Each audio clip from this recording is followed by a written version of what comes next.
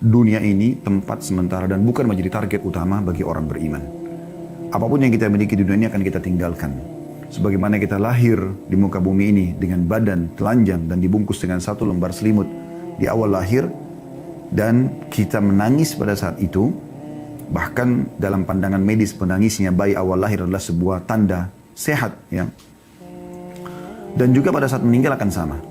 Kita akan menggunakan selembar kain kafan dan juga kita akan ditangisi. Kalau kita lahir kita menangis, maka nanti kita akan ditangisi. Itu sudah menjadi umum dan standar. Yang uniknya banyak orang mengetahui hal ini, tapi mereka coba menutup mata mereka, menutup hati mereka, menutup pikiran mereka, seakan-akan mereka akan hidup selamanya.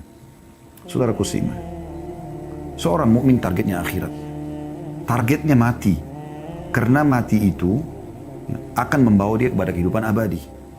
Mati sebuah pintu yang akan membawa kepada kehidupan abadi.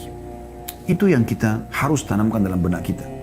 Tidak ada perlu yang dikhawatirkan dalam masalah kematian kecuali dalam keadaan satu, yaitu Anda meninggal dalam keadaan bermaksiat kepada Allah SWT. Apakah itu kekufuran, ya?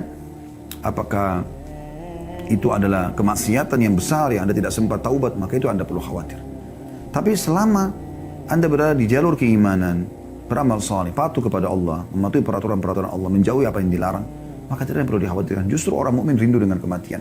Dan inilah yang memotivasi para sahabat ridwanullah alaihim dan orang-orang saleh sebelum kita, bagaimana mereka selalu ingin rindu mendapatkan mati syahid dengan berperang. Pada saat dikumandangkan perang, luar biasa mereka berada di saf-saf pertama. Bukan cuma orang-orang tua, anak-anak muda pun diantara mereka begitu keadaannya. Kita dengarkan kisah bagaimana Abdullah bin Abbas, Abdullah bin Umar, Abdullah bin Amr bin As, dan sahabat-sahabat Nabi yang lain yang masih kecil-kecil umurnya di perang Badr. Pada saat Nabi SAW panggil atau di perang Uhud, maka mereka berlumba-lumba ingin berada di jalur peperangan tersebut supaya mereka ikut. Karena mereka sudah tertanamkan, memang target kita bukan dunia, semuanya akan kita tinggalkan. Ya. Para sahabat ridwanullah alaihim, mereka itu tidak pernah merasa sedih kalau ketinggalan apapun atau kehilangan apapun dari urusan dunia. Apapun itu, walaupun besar di mata orang. Yang mereka sedih justru kalau mereka terlewatkan waktu untuk beribadah.